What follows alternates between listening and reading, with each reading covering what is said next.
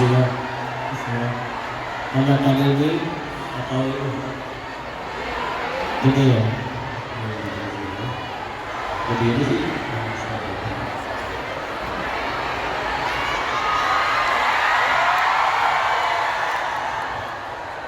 Oh, saya sponsor ya.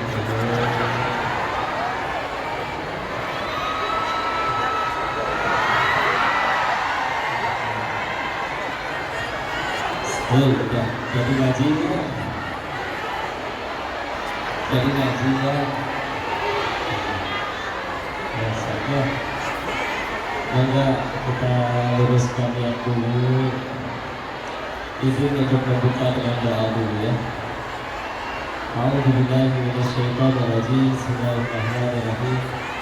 Rabbi shrah li sadri wa yassir li amri wahlul 'uqdatam min lisani yafqahu qawli. Rabbana zidna ilman warzuqna fahman bi rahmatika ya arhamar rahimin. Subhanaka la ilma lana illa ma 'allamtana innaka antal alimul hakim. Allahumma inna as'aluka 'ilman nafi'an wa rizqan thayyiban wa 'amalan mutaqabbal. Amin ya rabbal alamin. Bismillahirrahmanirrahim. Assalamualaikum warahmatullahi wabarakatuh. Waalaikumsalam warahmatullahi wabarakatuh. Alhamdulillah, alhamdulillah rabbil alamin.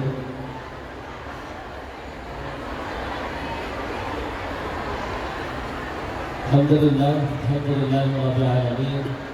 Alhamdulillahilladzi arsala rasulahu bil huda wa dinil haqq liyuzhirahu 'ala dini kullih.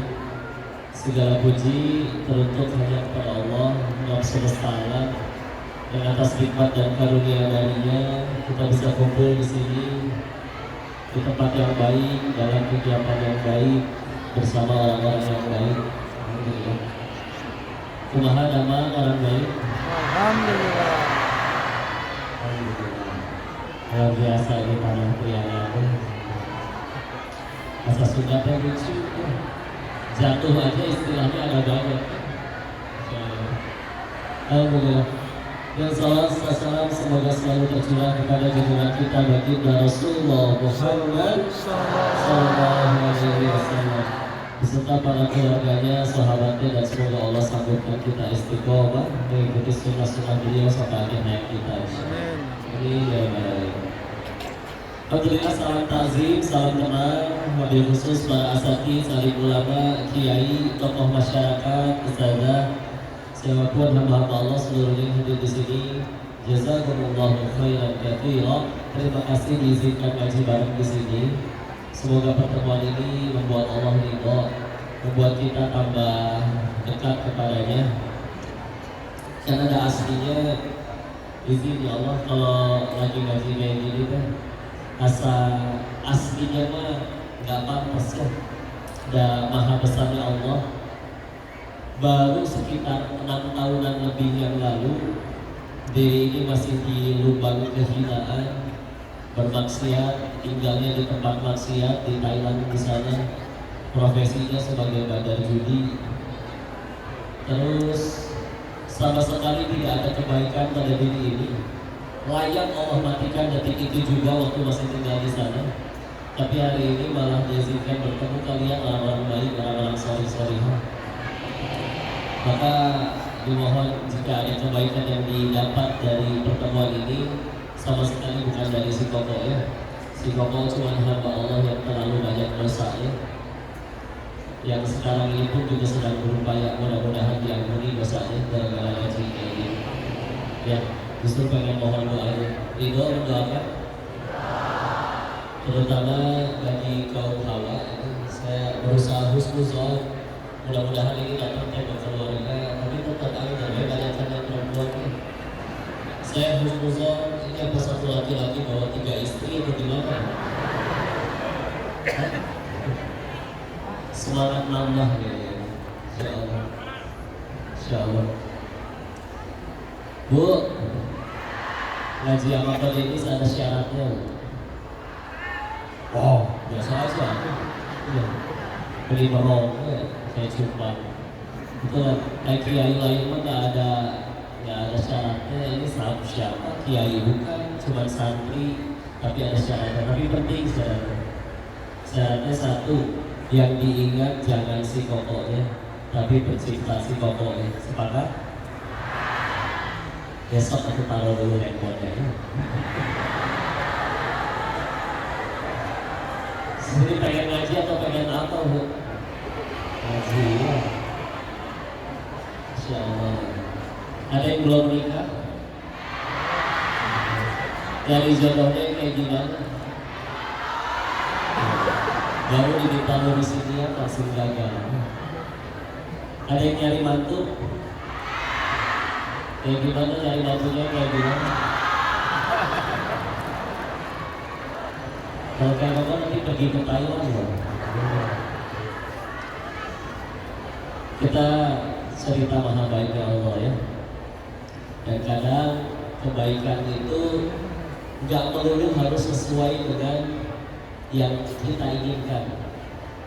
Kadang orang bertanya kayak gitu, Pak, kalau memang Allah itu segitu hebatnya, kenapa tidak Allah kabulkan permintaan semua orang? Masing-masing dikasih itu 10 triliun, 10 triliun, 10 triliun. Mudah tidak bagi Allah? Ya. Tapi kalau misalkan semua keinginan orang dikabul, repot, ya, bakal tambah banyak masalahnya. Contoh, apakah semua yang hadir di sini pengen sehat? Coba Allah kabul satu dunia sehat, ya. Rumah sakit bangkrut, fakultas kedokteran tidak laku, apotik ditinggalkan, ya. Maka masalah baru. Apakah semuanya pengen kaya? Boleh, kaya itu boleh asal digunakan untuk amal soleh, ya. Kaya, saya pengen kaya kok biar bisa berangkatin orang tua haji, bagus, amin, mudah-mudahan sih kaya, ya. Tapi kalau dikabulin satu dunia kaya semua repot. Masjid ini gak akan ada karena gak ada yang mau jadi tukang. Ini bapak udah gondrong semua karena gak ada yang mau jadi tukang cukur. Priangan, tanah priangan, satu priangan sudah jadi gunung sampah mungkin karena gak ada yang mau bersih-bersih. Pak, buangin sampah saya ini 1 miliar. Dibalas, kamu yang buang nih 2 miliar. Kamu aja yang buang 4 miliar. Semuanya kaya soalnya. Repot ya. Tapi ada kabar baiknya, terserah mau kayak gimana perannya di dunia, pejabat atau rakyat, bos atau karyawan, yang kaya maupun belum kaya, selagi lengkap menurut sama Allah, bismillah berdekat sama Allah. Bisa kesulitan Allah. Izin ya, kita ambil pelajaran. Saya pengen survei dulu, ya. Saya minta semuanya ngebayangin apa yang membuat kalian bahagia. Semuanya pengen bahagia kan? Ya. Sok bayangin. Saya sambil minum dulu boleh? Sok mau ditulis dibayangin boleh? Ya nggak cari satu ya.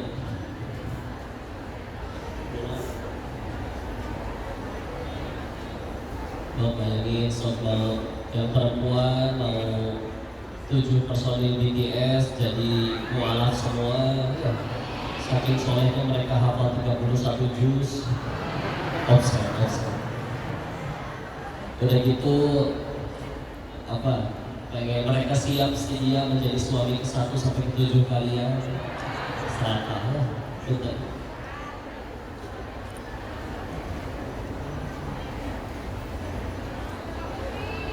Udah kebayang?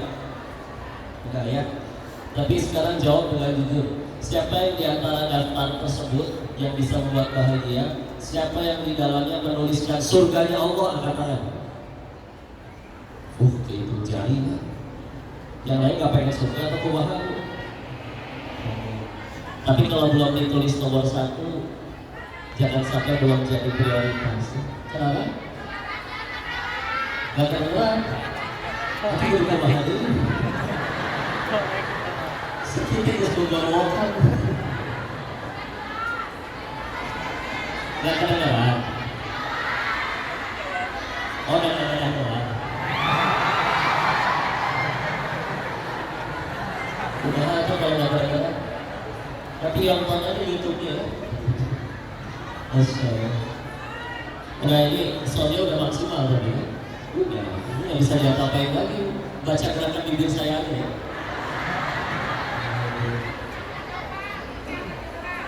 Hah? Kok ngasih? Lanjut ya.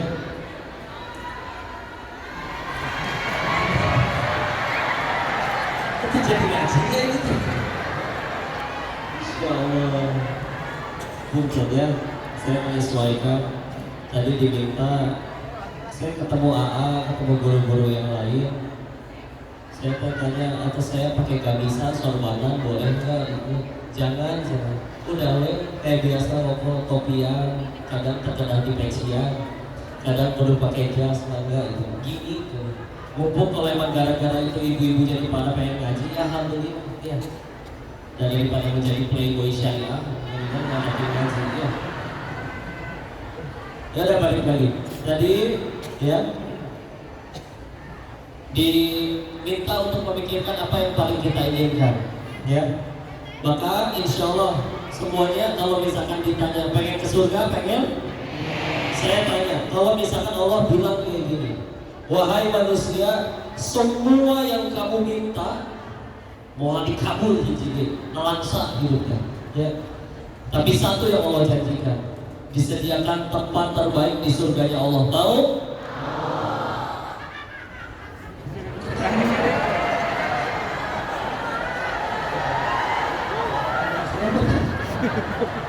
Kudu dirukiah.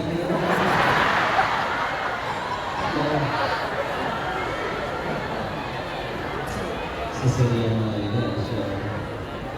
Ibu teh menimbulkan bahagia. Karena ini Allah ya. Dilanjut, Allah tanya sebaliknya, semua yang kamu minta dijamin dikabul. 5 menit minta langsung jadi kenyataan. Cuman satu yang tidak Allah berikan, tidak ada tempat untukmu di surga Allah. Mau? Berarti aslinya kita sepakat. Walaupun kita pengen mobil, pengen jodoh, pengen jabatan, pengen viral, aslinya lebih pengen surga, betul? Nah, kabar buruknya, aslinya tuh kita gak kenal sama diri kita sendiri. Ya, sistem pencernaan segala macam lah, gak usah gitu. Tanya berapa jumlah gigi kita di dalam mulut, yang tahu angkat tangan. Gak pernah gitu? Ada yang pernah gitu sebagian. Taunya angkat tangan, berapa giginya bu? Tinggal 2 kok. Ini mah gampang gitu ya. Jumlah gigi nggak tahu, jumlah rambut nggak tahu, kapan meninggal nggak tahu, nasib 5 tahun ke depan nggak tahu. Banyak kan nggak tahunya kita sama diri sendiri kan. Tapi ketika yang Maha Tahu menetapkan ketentuannya pada kita yang tidak tahu, lebih seringnya kita besok tahu. Ya Allah yang paling tepat untuk kita yang ini kan. Makanya wajar menderita karena meletakkan kebahagiaannya pada apa yang kita mau, bukan pada apa yang Allah mau. Ya. Itu kabar buruknya. Kabar baiknya, kita itu sedang diurus oleh satu yang Maha Tahu.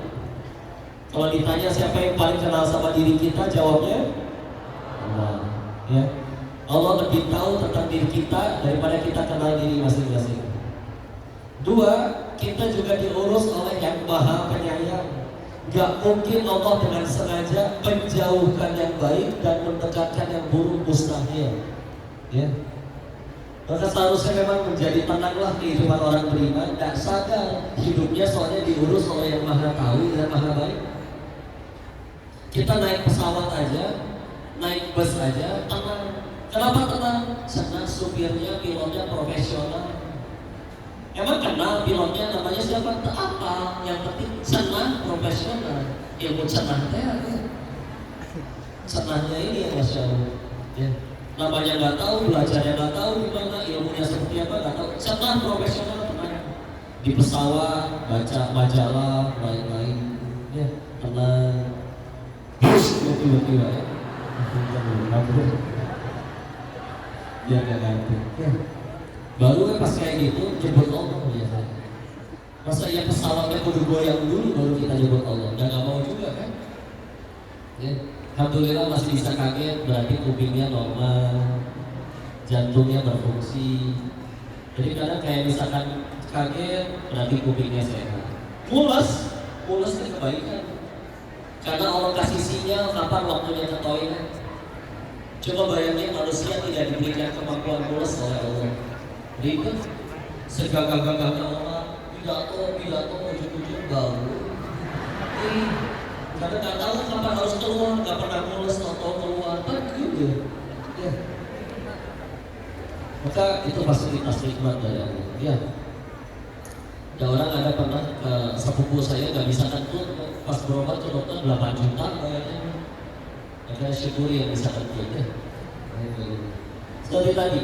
Maka aslinya kita sedang diurus oleh yang Maha Tahu lagi Maha Penyayang. Ya. Diri kita diurus oleh dirinya. Maka kita belajar dari kisah ini ya. Allah adalah yang paling tahu dan paling pengen dan paling berusaha agar kita nyampe ke surganya Allah. Tanda kutip ya. Dan Allah tidak perlu berusaha keras, segalanya mudah bagi Allah. Innama amruhu idza arada syai'an ay yaqula lahu kun fayakun. Surat Nahl Ibu? Ayat berapa? 82, benar ya. Ayat kedua sebelum terakhir. Ya. Allah paling tahu dan paling berusaha, paling berupaya. Ya. Kita belajar dari kisah ini ya. Ada satu surat yang disunahkan dibaca setiap hari Jumat. Surat apa? Al-Kahfi. Di dalamnya ada kisah luar biasa. Nabi Musa alaihissalam bertemu dengan gurunya. Siapa? Khidir. Nabi Khidir alaihissalam. Di ayat 60 sampai 82. Ayat berapa? 60 sampai 82. Mudah-mudahan udah pernah baca terjemahannya minimal. Ya. Beliau Nabi Musa komplain tentang 3 hal sama Nabi Musa, sama Nabi Khidir. Saya pengen fokus ke yang nomor 2. Ada anak kecil tahu dibunuh oleh gurunya. Kenapa ya? Ya? Suaranya, kamu tambah gede kan? Enggak apa? Di sisi ibunya, oh pasir kurvasutnya, dari serasnya, alhamdulillah. Waalaikumsalam. Kemana itu fitnah yang perlu dicadar mulai. Ampura ya Allah, Bu tolong saya Bu ya. Mungkin yang datang ke sini mah dapat manfaat dari pertemuan ini, tapi bisa jadi yang malah dapat dosa saya sendiri karena terlena ya. Tapi alhamdulillah udah dilatih di Thailand. Di sini mah bajunya ketutup semua, di Thailand mah kepala lugu bajunya ya. Udah dapat kepala lugu belum tentu laki, belum tentu perempuan gitu. Ambigu. Masya Allah. Ya balik lagi. Ya. Ada anak kecil, izin mohon maaf, dibunuh oleh Nabi Khidir. Ditanyakan oleh Nabi Musa, nanaonan, kita pakai bahasa Sunda begini. Kenapa dibunuh? Kenapa dibunuh? Baru akhirnya di akhir perjalanan kan baru dikasih tahu. Di akhir perjalanan baru dikasih tahu bahwa ini adalah kehendak Tuhanmu. Tuhanmu mengetahui ini anak bakal murtad dan akan mengajak sekeluarganya murtad. Ya. Nah kita lihat 2 skenario yang ada ya.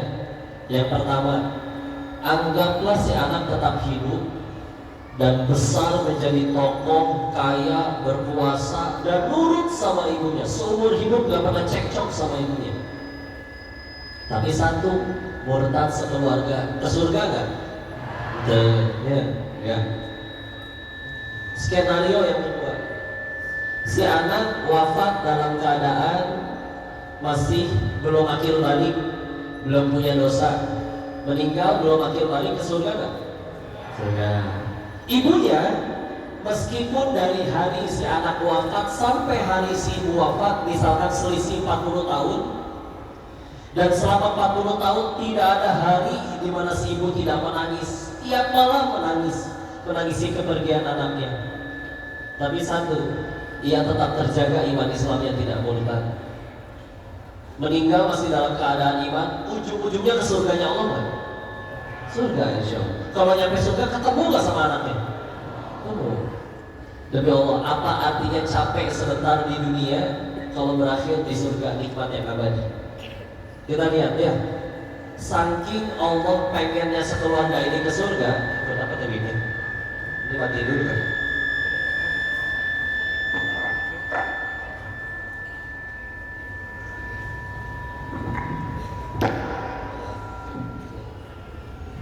Nah, bismillah. Saking Allah pengennya anak ini ke surga, sekeluarga ini ke surga, lihat Allah lebih ridho menyuruh salah seorang nabinya bunuh anak kecil tanpa dosa. Yang penting ini sekeluarga ke surga. Kadang seolah kayak gimana, tapi ya itulah cara pertolongan Allah ya. Gini, petani aja rela panas-panasan berbulan-bulan di sawah, rela panas-panasan berbulan-bulan di sawah demi panen yang paling panennya cuma 1 pekan. Ya, gak mungkin panen berbulan-bulan. Panennya pas dekat, lebih lama nanamnya dari biji. Ya, tapi rela. Masa kita tidak rela capek sebentar di dunia ya, beberapa puluh tahun kalau nyampe itu kayak umurnya demi bahagia yang abadi nanti di surga Allah. Makanya kadang-kadang punten kalau kita udah selama ini doa, kok saya udah nonggeng, udah sujud, udah minta kepada Allah, mana gak dikabul juga. Bisa jadi kepahitan yang sedang dialami itu cara Allah menolong kita sampai ke surga Allah. Beneran. Di hadis riwayat Imam Tirmidzi dan Ibnu Majah, izin koreksi kalau saya salah ya, diriwayatkan al-Qamaqala Rasulullah Muhammad SAW bersabda yang maknanya seseorang akan berharap menggunting-gunting daging mereka sendiri di hari akhir. Kapan? Ketika mereka melihat ada orang yang hidupnya lebih pahit dari dirinya, tapi dia bersabar dan diperlihatkan oleh Allah surga senikmat apa yang menantinya. Maka mereka harap, tahu gitu saya aja yang menderita ya Allah, tahu gitu saya aja yang sakit, tahu gitu saya aja yang miskin. Kalau tahu nikmatnya senikmat itu.